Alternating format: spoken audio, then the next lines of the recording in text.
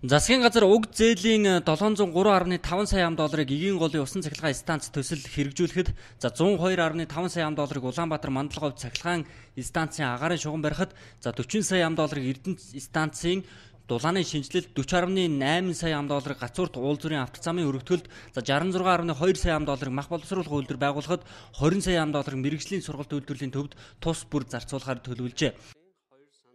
Эгийн голын усан цахилгаан станц бол төвийн эрчим хүчний системээр тохируулга хийх болцоотой ийм боломжийг нэгдүгээрт бүрдүүлнэ. Хоёрдугаарт сэргээгдэх эрчим хүчээр бол төвийн эрчим хүчний системийг хангах боломжийг нэмэгдүүлж байгаа.